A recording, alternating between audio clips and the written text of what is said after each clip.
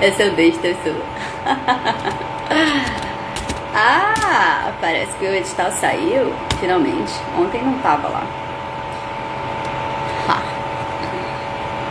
Ui, ui, saí de enquadramento. Estamos ao vivo aqui, queridos espectadores. Sei lá, me deu vontade.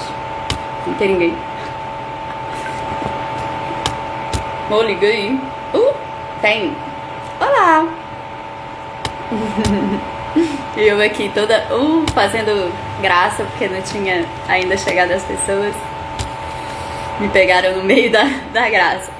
Ah, boa tarde, pessoas. A gente vai começar agora um bate-papo com a Casa das Negas. Vou ligar aqui. E deixa eu virar a página. Lá das Goiabeiras. Olá, boa tarde, tudo bom? Oi, tudo bom? Tá me ouvindo direito? Tô ouvindo direitinho. Tá conseguindo me ouvir? Sim. Pronto. A Casa das Negas é um espaço novo, né, do ano passado, aqui de Fortaleza das Goiabeiras. É assim que se fala, das Goiabeiras? As Goiabeiras é uma comunidade, né? Na verdade, hoje a gente está encerrando esse ciclo lá nas Goiabeiras. A gente se mantém ali próximo à Barra, mas a gente está fazendo essa mudança de endereço. Vocês vão mudar para onde? A gente vai mudar para uma comunidade pertinho da pracinha do Ferroviário, do Center Box. É na Barra, mas um pouco mais para cima, assim. E aí, nos próximos dias, a gente vai estar falando sobre isso, sobre esse processo de mudança e tudo. E a gente meio que já começou de repente, né? Assim, É porque me lá. pegou de supetão, eu não sabia. Não, tudo bem. Porque lá nessa casa onde a gente estava, foi uma casa que foi financiada pelo edital do Itaú Mais Orgulho, que Uhum. a gente foi selecionado no ano passado. E aí teve a possibilidade da gente abrir a sede, né? Que é uma coisa que a gente queria há bastante tempo. E a gente meio que contava com outros espaços de outra galera da comunidade para poder fazer os ensaios e as atividades. Mas aí acabou que era muita atividade para a gente estar ocupando uns espaços que não era nosso. E graças ao edital e tal, Mais Orgulho, deu para a gente se aprofundar em mais algumas ações, né? Que era do nosso interesse. E aí era uma casa muito grande lá nas Goiabeiras. Quem esteve lá. Gente, a gente tem criança, eles fazem zoada. Tudo Mas bem. eu espero que. Era uma casa bem grande, que a gente teve a oportunidade de ter acesso por conta mesmo do edital que possibilitava isso. Aí a gente pagou um ano da casa. E esse ano ele encerrou hoje. Então hoje mesmo, no dia de hoje, por isso que os meninos não estão participando da live, né? Porque todo mundo está envolvido na questão da mudança, da transferência de endereço, da transferência da casa, mas que para a gente também está sendo um processo saudável, porque a gente passou nessa casa por vários problemas de violência, de intolerância religiosa, de LGBTfobia, e estava bem cansativo permanecer nesse endereço. A gente permaneceu mesmo na resistência e porque a gente já tinha pago o ano inteiro da casa por conta do edital. Mas esse novo ciclo, eu acredito que vai ser um ciclo melhor, mais suave do que o do ano passado. Você falou agora das violências. Eu estive numa reunião ano passado do Fórum de Produtores aqui do Ceará, ou de Fortaleza, eu não sei o nome incompleto do fórum. Foi em E aí dezembro? foi antes do pré-carnaval. Eu não lembro se em dezembro Ah, ou em janeiro. Essa que eram só as casas também. sim. E aí eu lembro de você falando que só o fato de ter a bandeira já o povo já É, olhava e fazia sinal da cruz, coisa do tipo. gerava assim. No início, eram manifestações que a gente já sabiam que ia acontecer, e que a gente lidava com isso já no cotidiano normal do nosso trabalho, né? Tipo, assim que a gente entrou na casa, a gente fez a nossa logo, que são as iabás, né, com a bandeira LGBT. E aí já trazendo essas duas questões, né, que é a questão da afrocentralidade, né, que é uma coisa que a gente trabalha muito, com espiritualidade afro, com negritude e tal, e da questão da bandeira LGBT. E aí essa bandeira, à medida que o rapaz, né, que foi o Armando Siba, foi fazer os grafites lá na casa, as pessoas já se movimentavam na rua e diziam, olha o que eles estão pintando, não sei o que, faziam disso um evento. E aí cada coisa que a gente fazia, tipo, que tinha essa conotação, gerava um acontecimento comunitário. Olha o que eles estão fazendo, não sei o quê. E aí algumas pessoas levavam isso pro bom, tipo, não, mas tem que respeitar, é assim mesmo e tudo. E outras pessoas aproveitavam esses momentos para fazer chacota, para poder prejudicar a nossa imagem e tudo. Teve uma performance que a gente fez que chama Laços. E a Uhum. gente fez várias bonequinhas da Biomiss que formavam famílias LGBT. As bonequinhas. E aí a gente não quis colocar elas. Era uma performance experimental, a gente não queria colocar elas logo na comunidade inteira. Então a gente botou no portão da casa. Amarramos as bonequinhas no portão da casa, tipo, formando as famílias, e tinha escrito Famílias LGBTs existem. Pronto, deixamos lá. Com algumas semanas, alguém pegou as bonequinhas, arrancou do portão e jogou no meio-fio, assim, na pista. Pra nada, assim, com finalidade nenhuma. Mas aí até aí a gente estava, assim, sabendo lidar. Até que em agosto, né, a gente já estava se recuperando de um atentado muito forte que a gente sofreu durante a realização da parada LGBT, que o Ressi Santana foi atingido por um copo, né, por um cara que era homofóbico, da Barraca Sossol e tudo. E a gente estava se recuperando disso, e aí lá na casa a gente foi afetado com um episódio de intolerância religiosa. Eu vinha com as crianças da escola e uma mulher que é vizinha me parou na rua, arrancou o turbante da minha cabeça. Inclusive, gente, ela roubou meu turbante, nunca mais eu vi esse turbante. Arrancou o turbante da minha cabeça e começou a gritar que eu era macumbeira e vagabunda e não sei o quê. Aos gritos, assim, na rua. E também com comentários LGBTfóbicos, que eu tinha que parar de chupar buceta e etc, etc. E aí isso começa eu acho graça hoje, entende? Não, Mas no depois de momento, passado. depois que passou você acha graça, mas no momento foi bem tenso. E essas pessoas, elas são da família da dona dessa casa onde a gente estava, entendeu? E aí virou, tipo, na hora em que estava acontecendo, eu estava só com as crianças, aí eu gritei pro pessoal que estava dentro da casa, porque eu estava na rua, na calçada, né? Gente, eu tô sendo agredida aqui, eu tô sendo agredida aqui. Aí desceu o Hess e o Del, desceram, e aí a gente ficou no portão do lado de dentro, e aí a gente não sabia o que fazer. Começamos a cantar ponto de macumba, né? E aí, e aí a galera começou a se aglomerar na rua. O irmão dessa mulher que batia no portão, ele pegou uma barra de ferro e começava a bater no portão com a barra de ferro. Eles enfiavam a mão pela grade para pegar o nosso celular, entendeu? Porque a gente estava gravando. Mas a gente conseguiu ainda fazer um videozinho registrando esse acontecimento. E os próximos dias foi um inferno muito grande, assim, de perseguição. Eles ficavam na calçada e sentavam de frente para a nossa casa, dando a entender que iam fazer alguma coisa. Ficavam sempre tentando criar um estado de pânico.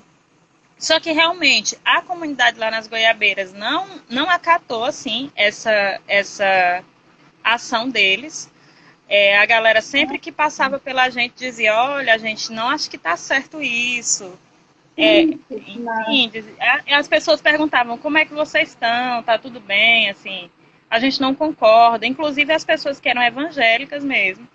A gente conversou com o pessoal da igreja evangélica, desses que vão de porta em porta. Nossa. Passaram lá em casa e aí os meninos pararam eles, porque eu realmente fiquei num estado emocional que eu não conseguia mais falar com ninguém. Entendo. Mas os meninos pararam e, olha, a gente quer conversar com vocês, porque eu quero saber se vocês concordam com isso que aconteceu e tudo. E até o pessoal da igreja diz, não, de forma nenhuma, a gente está de acordo com esse tipo de ação. Aí são pessoas que usam o nome da igreja para agir. Ficou baixo. Aí são pessoas que usam, tipo, o nome da religião para fazer as coisas que quer fazer, na verdade, né? Sim. Assim. E aí a galera também se posicionou contra os vizinhos, e eles foram manifestando apoio, assim, em falar com a gente, em cumprimentar a gente na rua, entendeu? Mas eles não iam diretamente tomar uma posição, mas a gente via que a vontade deles era manifestar apoio e tal, e dizer que estava errado. E aí pronto, a gente ficou naquela, se ia ficar na casa, se não ia, né, porque a casa estava paga, e decidimos por ficar, porque a gente não tinha que sair do nosso lugar, não estava fazendo nada, e tinha um contrato, e a gente não ia, tipo, quebrar o contrato e tal. Então a gente decidiu por ficar. E aí ficamos até o dia. Ficou sem som. É porque eu acho que eu tenho que foi quando... Ficou... Tem um jeitinho que você coloca ele que sai o som. Que não dá pra ver, né? Pronto? Pronto. Dá pra ouvir? Dá, agora dá. Pronto. Foi mais ou menos isso, assim. É pesadíssimo. Então, eu lembro de você falar, você nem falou tão detalhadamente lá, mas já deu para ver que tinha sido bem pesada a história, e agora eu tenho certeza de que foi mesmo. Foi. Mas, assim, interessante foi a comunidade falar, ó, gente, mesmo que não faça nada, que não fique realmente ali protegendo, mas só de saber que não é realmente uma posição da comunidade ao redor, já deve dar um certo alívio. Isso a gente notou bem, que a comunidade achou loucura, assim. Achou um excesso. Mas eles também não tinham a ação de ir lá parar, entende? De segurar, de manifestar uma coisa direta. Era só psicológico mesmo, terror. Eles achavam errado, mas eles não sabiam como interferir. E a relação com a polícia, porque no dia a gente também chamou a polícia, foi muito estranha, porque a gente relatou todo o caso, inclusive do meu adereço que foi roubado, e eles meio que não fizeram absolutamente nada. Assim, para resolver, a gente foi na delegacia, fez o BO, mas o tempo inteiro a gente ficou sofrendo ameaças sem nenhuma intervenção, assim, da polícia. E aí, quem ajudou muito, assim, teve uma galera dos direitos humanos, assim, na época, que ajudou bastante a gente. A Vanessa, a Tainá, que são duas advogadas que a gente está sempre dialogando, e elas realmente ajudaram muito em todas as situações. E foi uma viatura lá em casa, assim, garantir a segurança e saber como era que estava uns dias depois. Mas de efetivo mesmo, assim, de cumprimento de algo que pudesse ser feito, não foi feito absolutamente nada. É o tipo do vou rir porque é melhor. A gente ri também. A gente ri também. Mas assim, a gente fez muita coisa boa nessa casa. Tiveram vários eventos legais, várias coisas que valeram a pena. Era um espaço que era massa, assim, apesar dos pesares, assim. Era um espaço legal. 12 pessoas moraram já na casa, assim, entre famílias, pessoas LGBT, tinha criança, uma galera. Então, foi massa. A gente teve várias oficinas, mais de 20 oficinas durante o ano, várias programações. Teve muito, apesar de que a casa não vivia cheia, mas a gente teve uma circulação boa de pessoas, assim, que iam e tomavam um café e participavam de uma programação. E foi bem legal, assim, a rede de laços, as parcerias. Mas eu estou acreditando que nesse novo espaço a gente vai estar mais tranquilo, sem essas pressões, né? De que tem um vizinho do lado, ele ameaçando com a barra de ferro. Já ajuda bastante. Já ajuda. Depois vou pegar o link e amenizar um pouco o papo. Vocês têm Eu nem sei qual a expressão que eu uso, mas uma caralhada, eu vou usar essa mesma. Uma bucetada. Tanto faz. De projetos culturais que acontecem, tem cinema, tem laboratório, tem teatro, boi, biblioteca, brinquedoteca, blá. Como é que é isso? Como é que funcionam essas programações? A gente geralmente faz a programação na última semana do mês e aí a gente pensa o mês seguinte. Tipo assim, tá finalizando o mês de março, a gente vai pensar o mês de abril. E aí a gente pensa como a gente quer, o que, é que a gente quer que aconteça e tal. Também tem a galera que manda as propostas, tipo, eu quero ocupar a casa com essa atividade, eu quero levar para casa a atividade X. E aí a Uhum. gente vai somando dentro das propostas que a gente tem e que os artistas mandam, de que maneira a casa pode ser ocupada, entendeu? E a gente vai fazendo isso. O coco, ele já é uma atividade permanente, assim, é tipo um grupo de tradição, né, de cultura tradicional, só de coco, que a gente começou nas Goiabeiras há uns 3 anos atrás, justamente para retomar a prática da dança e da música do coco ali na praia da Barra do Ceará, na região do Uhum. Grande Pirambu, que tem vários tipos de manifestação e ainda tem, mas essa prática da dança do coco meio que não existia mais. E a gente começou a voltar a dançar na beira da praia, né? Dançar e tocar coco na beira da praia. E isso, assim, fez muito bem a gente, fez muito bem a galera que estava participando e a gente resolveu manter como uma brincadeira de tradição. E Que aí, fora massa. isso, assim, os cinemas a gente tem feito eventualmente. O cinema ele não é regular, assim, mas quando a gente tem uma programação que leva em consideração a questão dos filmes e tal, a gente mantém a programação do cinema e a gente tem feito uma parceria massa com o Forrebo para manter os cinemas. Que a gente fez 2 edições de mostras do Forrebo na casa, muito legais, assim, com um diálogo muito rico, assim, uma discussão muito válida. Sempre foi o John que foi, e uma vez foi a Monique, que eles foram e levaram conteúdo muito massa e tudo para a gente discutir essa questão da realidade LGBT. Foi bem legal. Mas são assim, são projetos que a gente pensa para o mês. Uhum. Esse mês o que nós vamos fazer? A gente coloca as nossas ideias, os nossos desejos, os nossos anseios e os anseios dos artistas, né, a galera? Eu tenho um projeto para executar, eu quero dar uma aula, eu quero dar uma oficina, eu quero apresentar um espetáculo, e aí a gente vai montando a programação assim. Massa. Com quanto tempo que vocês fecham a programação do mês?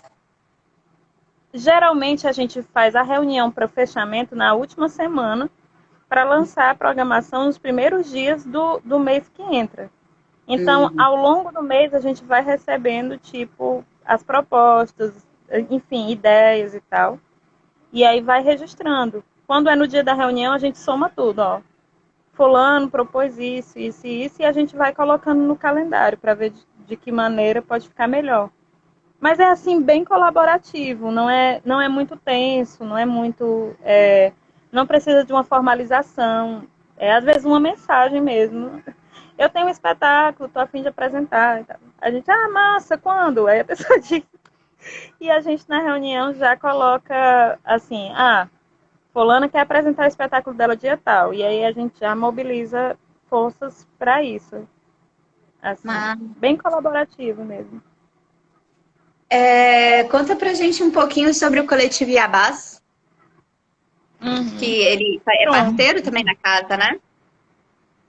É assim, a casa ela é mais um espaço físico. O Uhum. coletivo são as pessoas que mobilizam a casa, que geram a casa. A Casa das Negras é a nossa sede e o coletivo Iabás é o grupo que está na casa, entendeu? Que mobiliza a casa e tudo. Hum. É um grupo de múltipla linguagem. A gente trabalha com música, com dança, com teatro, com várias expressões. E tem um repertório de espetáculos e geralmente a gente trabalha nessa linha de afrocentralidade, de cultura popular e sobre essas questões mais sociais, né? De direitos humanos, de mulheres, de negritude, de pessoas LGBT. Geralmente os espetáculos seguem essa temática. Uhum. E aí a gente está com um trabalho que foi feito ano passado no Laboratório de Criação em Música do Centro Cultural Bom Jardim, que foi o Peço a Go, que é um trabalho musical novo, que a gente está encabeçando agora, assim. E ele tem, assim, várias músicas autorais. Mantemos o repertório de Jurema, de Umbanda, que a gente já fazia antes, mas a gente está incluindo algumas músicas autorais nesse trabalho que está sendo bem legal também. Aí tivemos algumas experiências no estúdio do CCBJ, que foi muito válido. Fizemos um encerramento também muito bonito. E aí a gente espera esse ano, porque o trabalho ele ainda não está concluído da forma como a gente espera. A gente quer lançar mesmo as gravações de todas as musiquinhas na internet e tudo, para o pessoal ficar acompanhando. E essas gravações ainda não estão todas feitas. Mas a gente acredita que até o meio desse ano a gente vai estar concluindo o Peço a Go com todos os pormenores que ele necessita. E é um trabalho que a gente está assim, tocando mais ele à frente. E aí, na parte teatral, a gente tem Pela Força da Linha, que é um trabalho que é uma dança para os Exus, que a gente concebeu para dançar na encruzilhada mesmo. E é um trabalho que já está com alguns anos, mas que a gente continua fazendo e tem muito prazer assim, em fazer. Que já trata dessa questão das entidades da linha de esquerda da Umbanda, né? As pombagiras e os Exus. É isso. Só me dá um segundinho. Como é que mandar essa live para ela? Manda aí para ela, sabe? Oi? É porque eu tenho uma amiga que vai adorar ver essa live. Ah, A que Mônica, legal. a Mônica aqui perguntou, eu vou responder porque foi o começo da live, eles estão fazendo a mudança assim, estão indo para a praça perto do ferroviário hoje. A gente está indo para pertinho da pracinha do ferroviário. Mas a gente vai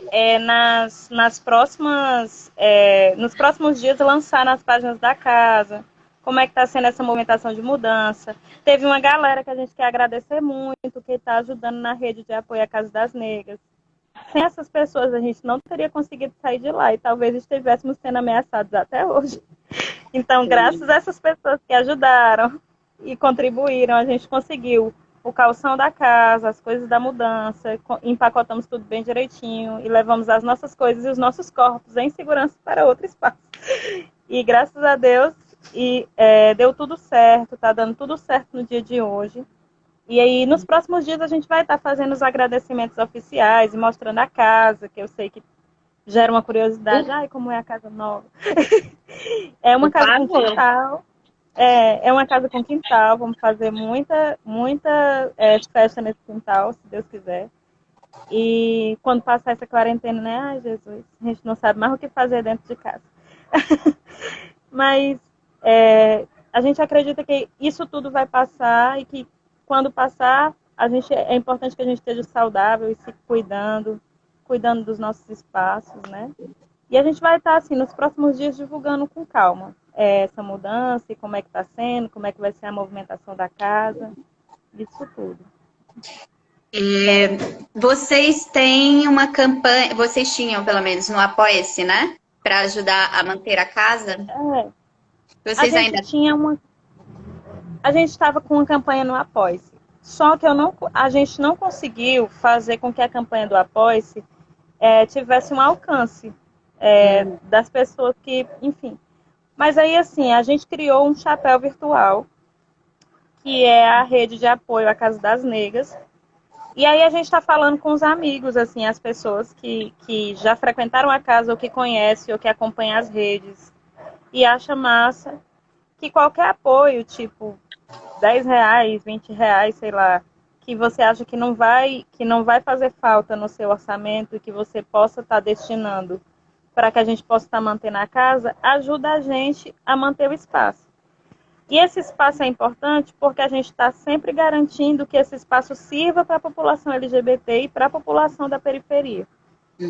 É um espaço que é de um coletivo de artistas, mas a gente tem uma preocupação social e a gente tem uma preocupação com o cuidado, com a vida das pessoas. O nosso trabalho ele é todo construído em torno de um conceito de aquilombamento, né? onde é importante a gente formar famílias, onde é importante a gente integrar negritudes, onde é importante você estar segurando a mão, né, das pessoas, principalmente das pessoas pretas, das pessoas pobres, das mulheres, segurar a mão das pessoas LGBT, para que pelo menos se pense que se eu não tenho perspectiva, se eu não tenho para onde ir, eu sei que existe a Casa das Negras em algum lugar. E eu posso falar com a galera e, sei lá, pão e café vai ter, entendeu? Ah. Chegando lá, pão e café vai ter. Chegando lá, pão e café vai ter, tem um teto, eu posso ir lá para conversar, para bater um papo, para assistir um espetáculo, para ver um filme, para ler. A gente tem uma bibliotecazinha que ainda está tímida, mas a gente já tem alguns títulos de livros que dá para estudar, dá para discutir. Enfim, que seja um espaço mesmo de acolhimento. Essa foi a proposta inicial e essa é sempre assim, a proposta da casa. Não é de ser um espaço para multidão. É porque tá alegando pouca carga aqui o celular. Não é um espaço para multidão, espaço para acolhimento, assim. Nem que seja para uma pessoa, para duas pessoas. E aí é para garantir que esse espaço exista que a gente criou a rede, assim, para que as pessoas que acreditam possam estar com a gente de alguma maneira. Né? Você falou sobre o acolhimento. Vocês também estão de apoio, né, para mulheres e LGBT, LGBTQI+. São tantos mais. Mas sim. A ideia, assim, já moraram 12 pessoas, né, na casa. Ela não comporta moradia de muitas pessoas, mas tipo hospedagens, intercâmbios,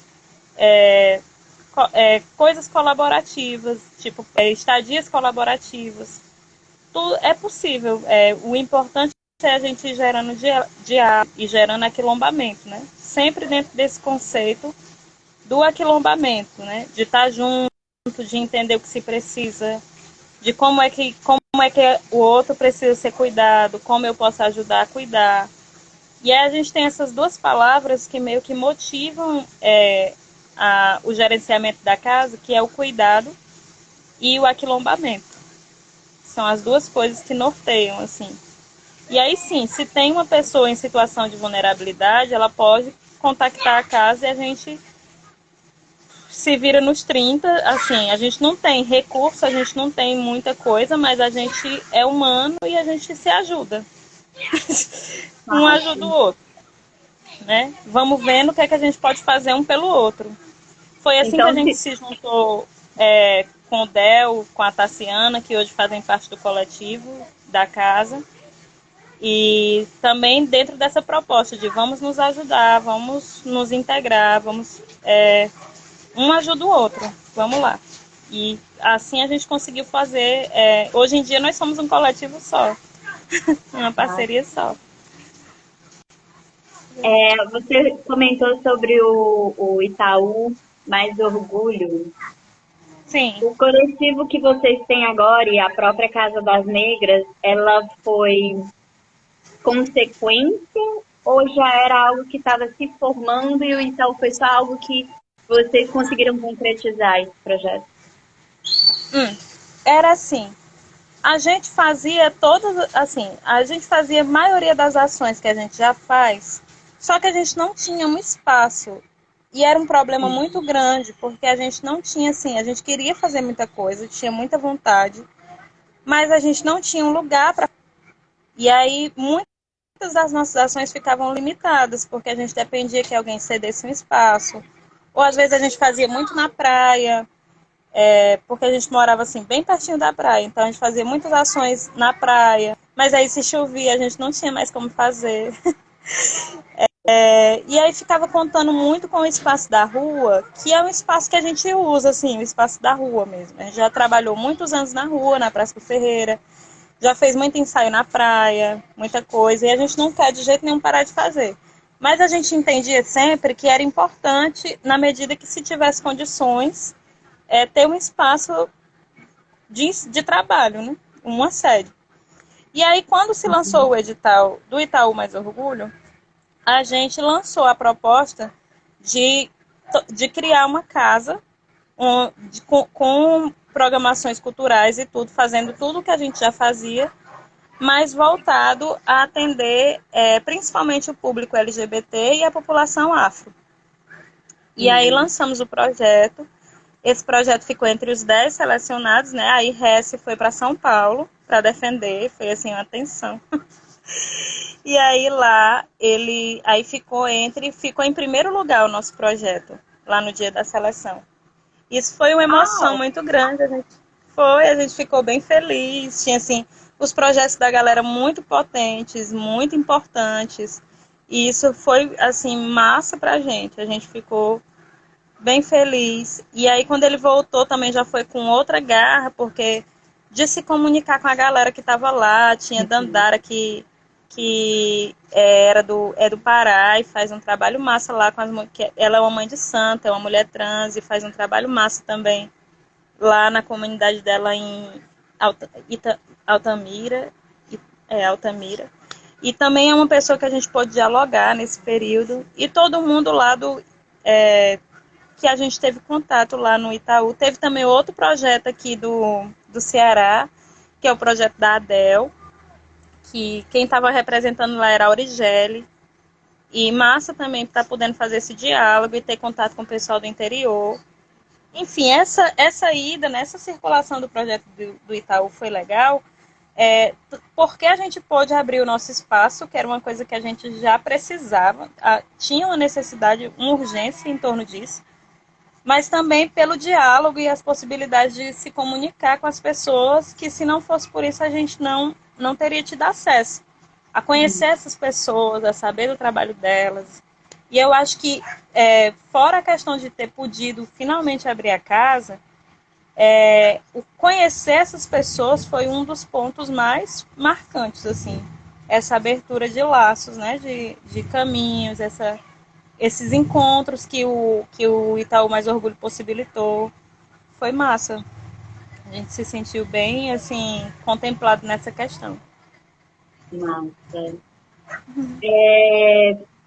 Vocês já estavam com essa questão da mudança? Porque, na verdade, eu queria saber o que toda essa crise biológica, quais foram as consequências na casa de tudo isso?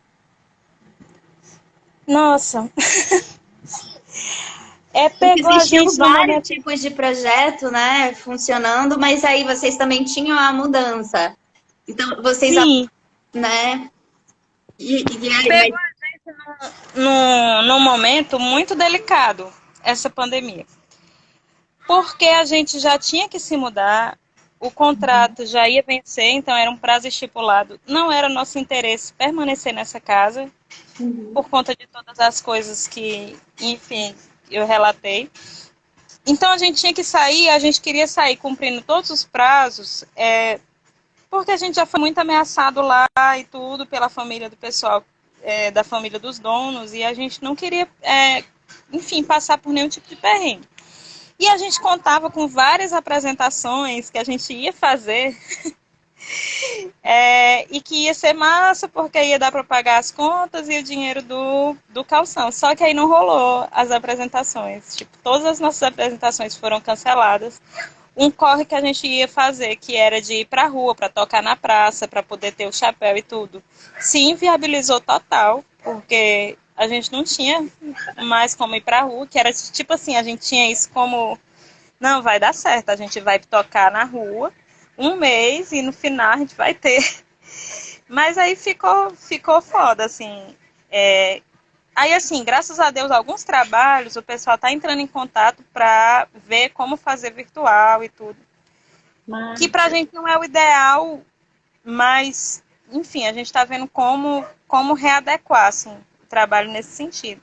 Agora, a atuação da casa, esse mês de abril, eu acredito que a gente vai dedicar a organizar a sede no endereço novo.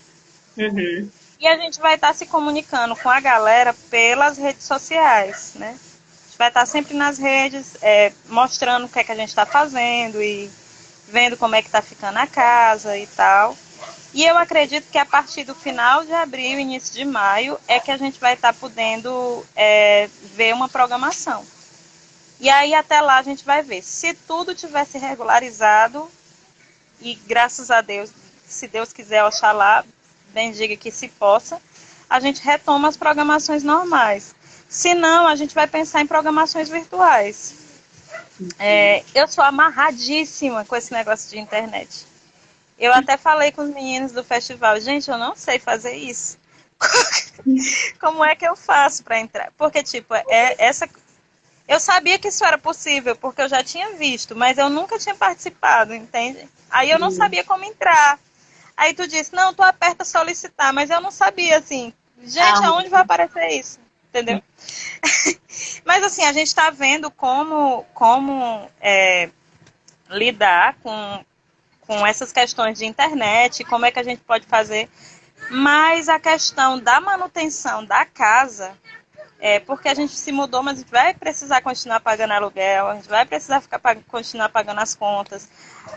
Na nossa casa a gente tem 2 crianças, uma delas é autista, tem seletividade alimentar, então nem tudo ele come.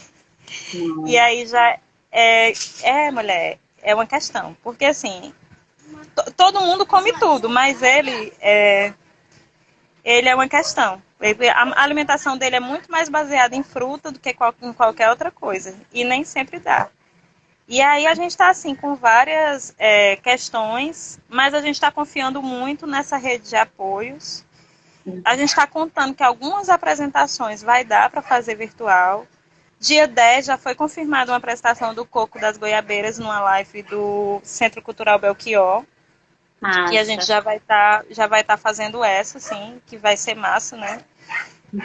Mas fora isso a gente não sabe bem como a gente sabe que vamos continuar movimentando a casa, seja no físico ou no virtual, mas a gente não sabe como vai dar conta real de manter os gastos e as coisas.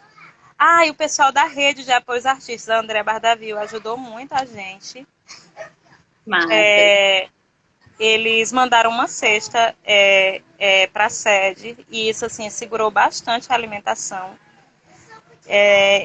Massa mesmo, mandaram também outras cestas que foram destinadas para os artistas que são do Coco das Goiabeiras, que também deu uma segurada legal assim na vida dos meninos, porque a gente estava bem preocupado com o pessoal do Coco, de como é que ia ficar durante essa pandemia. Mas graças a Deus eles enviaram essas cestas e a gente ficou muito, muito, muito agradecido mesmo por essa movimentação. Que assim é uma sensibilidade da galera dos artistas, mas eu acredito que a prefeitura, os governantes, eles tinham que estar cumprindo esse papel. Tipo, eu fico feliz quando a gente é atendido por uma rede de solidariedade, você se sente cuidado. Né, você sente que está recebendo afeto. Uma cesta dessa de alimentação é afeto. A gente fica feliz. Mas a gente também pensa que se não fosse por essas pessoas, como você ia fazer? Entende? Assim, se não fosse essa ajuda, como eu ia fazer? A gente fica assim, e aí eu acredito que ainda há uma omissão por parte dos governos em relação a isso, de como é que fica a questão da alimentação básica. Não só para os artistas, mas para as pessoas em geral que trabalham autônomo. A galera na periferia, tipo, eu vejo muito pessoal criticando porque a periferia não para, a galera continua se movimentando, mas, gente, o povo tem que comer. A tia tem que vender o seu pastel, porque se ela não vender o pastel, ela não compra o frango. Então, não tem... assim... Tem uma galera que é de serviço presencial também. É óbvio que o ideal é que todo mundo parasse, mas a periferia, a maioria da galera é autônomo, a maioria da galera trabalha informal, trabalha em casa, tem muita gente que trabalha com costura, e aí vai fazer o quê? O governo vai garantir a minha alimentação básica, entende? Porque, sinceramente, quando começou a pandemia, a primeira preocupação que a gente teve foi em saber como a gente ia comer. Porque a gente não estava tão tenso, tipo, como é que vai ficar? Será que eu vou pegar coronavírus? A gente ficou tenso, como é que eu vou comer? Entende? Se eu não posso me apresentar, não posso passar chapéu, não posso movimentar a casa, gente, como a gente vai comer? E aí gerou essa questão. Mas também a gente tem que falar que as redes de apoio, elas estão funcionando, assim. Tem uma galera, assim, que contribuiu e ajudou a gente a fazer as mudanças. A gente pede às pessoas também que quem puder continuar formando essa rede de apoio, que continue, porque a gente vai continuar tendo que manter a sede nesse outro endereço. É uma sede menor, mas ela também é mais acolhedora, mais caseira, assim, mais, mais Tem quintal. afetiva. Ah, Tem quintal, eu tô felicíssima com esse quintal, ainda não conheço a sede. A gente está em outro lugar, estou agora mas eu morrendo tô de aqui. inveja no quintal. Vamos fazer altas festas nesse quintal. E a gente também quer muito agradecer a galera que ajudou a gente também com as contribuições de alimentos, das frutas para o Matheus, que é o nosso filho que é autista. E teve uma galera que se solidariza e que entende essa questão da seletividade alimentar e que também ajudou a gente em relação a isso. Uma coisa que está me deixando feliz nessa pandemia são os afetos. Eu tenho notado assim que tem a rede de laços de afetos que cercam a gente é maior do que a gente imagina.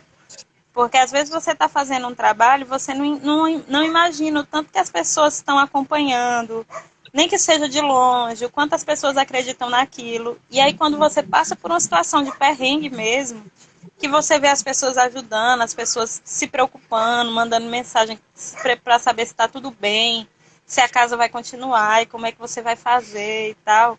Eu fico muito feliz mesmo com a rede de afeto dos amigos e das pessoas que não são próximas, assim, de amizade, mas que são próximas do projeto, que acreditam no projeto, que acreditam no nosso trabalho, que acreditam na casa, no Coletivo Iabás, no Coco das Goiabeiras. A gente fica muito, muito feliz com esses afetos que a gente está recebendo. Nossa, a história dos afetos é muito interessante mesmo, assim, eu vejo o povo se... Tava falando ontem com a Argentina, que até, eu não sei se ela ainda tá por aqui, ela passou por aqui hoje, exatamente sobre essas questões de você estar ali, não sabe o que faz, mas você vê essas redes de afeto, e aí, Sim. tipo, a desesperança já vai embora, porque tem por onde, tem pra onde. Deixa eu aproveitar o gancho e perguntar pra você o que que tu acha desse edital que acabou de sair hoje, que era ontem, mas saiu hoje, ou era hoje mesmo? Hoje é 31, eu nem sei mais que dia é qual é, mas enfim, que saiu hoje. Sim, esse da Secult, né? Do dentro Isso, de casa. isso. Certo.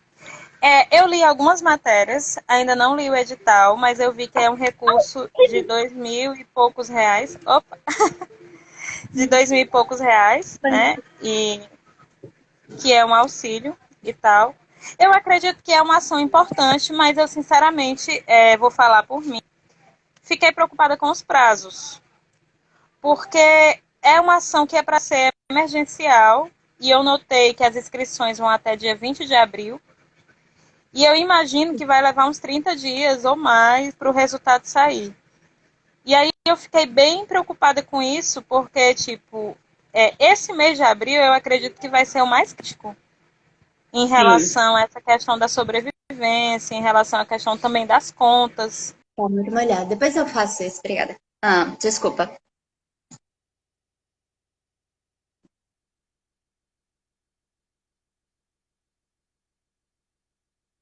Eu acredito que nós e alguns artistas contavam com o edital para dar uma segurada em relação a isso. Ou Mas pelo que eu aliviada, vi, né? a gente. Mas pelo que eu talvez para maio ou junho, assim. E aí é uma coisa que me deixou preocupada. Os prazos. Mas, de qualquer maneira, a ação de existir, esse incentivo para o artista, né, é muito importante. É muito importante que se pense na condição de vida do artista, em como o artista vai se manter. em como o artista vai viver, porque os artistas eles são importantes para uma cidade. A gente tem que pensar que uma cidade não pode viver só do básico, não pode viver só do arroz com feijão, não pode viver só de economia. Você tem que pensar que uma cidade precisa de subjetividade. Porque senão, gente, a gente morre, a gente fica sem substância, sem sentido. E aí Mas você tem um precisa, assim, um propósito governo também, precisa, né? sem propósito, sem estímulo, né, de vida. É necessário pensar que os artistas, eles estão no cotidiano da cidade, eles vão estar sobrevivendo nesse período. É muito importante. Eu acredito que o edital, ele é um apoio, mas eu acho que o governo não pode ter esse edital como a única medida de apoio à sobrevivência dos artistas para esse período. Eu acho que tem que se pensar em outras medidas, inclusive de medidas assistenciais. Sociais. Travou. As redes de apoio, elas também têm um limite para poder atender. São muitas pessoas, assim, a gente está passando por uma situação.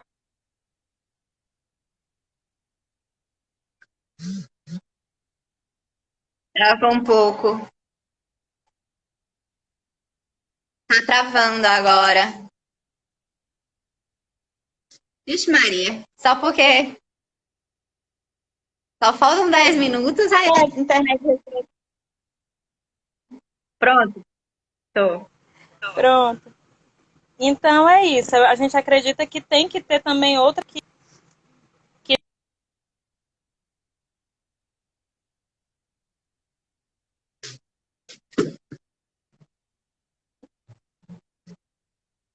Voltou. estava Tá travando, tá travando. Você fala um oi, aí eles viram assim, não vou mais funcionar. Só por... pronto. Está Peraí. Já que tá terminando, tá. assim que você terminar sua fala, você junta para o povo saber como é que faz para contribuir com a casa, tá bem? A gente tem como faz para contribuir com a casa, não é isso? Pronto. A gente tem uma campanha que é um chapéu virtual. Os dados bancários para depósito, essas coisas, eles ficam na página da casa, nas nossas redes sociais. E aí tem também os contatos meu e da Tassiana, que é a gente que está meio que mobilizando isso. E aí qualquer pessoa que queira, sei lá, contribuir com a casa financeiramente pode entrar em contato com a gente. E também alguém que queira dar uma sugestão ou que queira doar outras coisas, sei lá,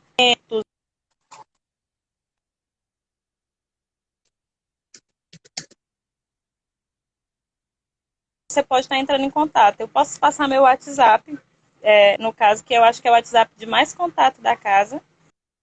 Uhum. Por favor.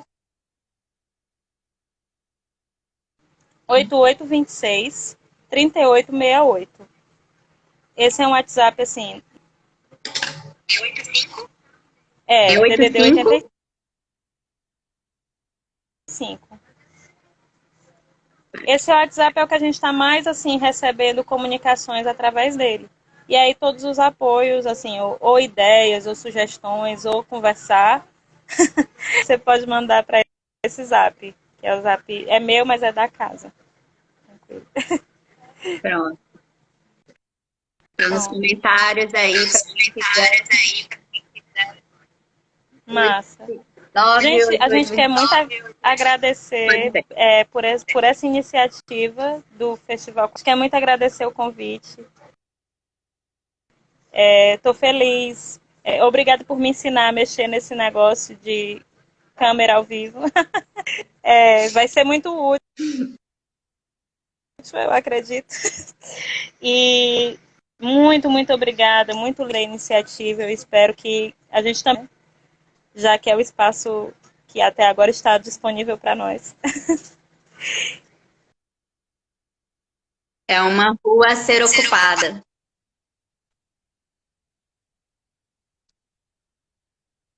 Muito obrigada por vocês estarem aqui com a gente. Para vocês ajudarem a casa tá aí nos comentários. E Outrek, né? Em nome de todo mundo aqui do festival, eu agradeço muito pela conversa. Obrigada, gente.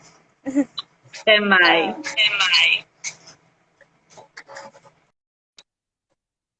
Gente, só lembrando, existem vários tipos de campanhas existindo aí do Coletivo Arruaça, a Andrea Badavio, que ela falou, a própria casa. Dalton Moura tem também várias informações sobre isso. No Janguru Sul, tem no Pirambu também. Procurem aí pelas redes e vamos contribuir com essa galera, que artista também tem que comer. Beijos, daqui a pouco com vocês, a programação cultural da última noite do Festival Quarentena. Beijos e até daqui a pouco. A live, todas as lives estão no YouTube. Tá saindo o site novo, tá lá no link. Pra gente passar esses 7 dias aí, revivendo o nosso festival. Beijos. Foi muito bom estar com vocês, brincar com vocês. Vou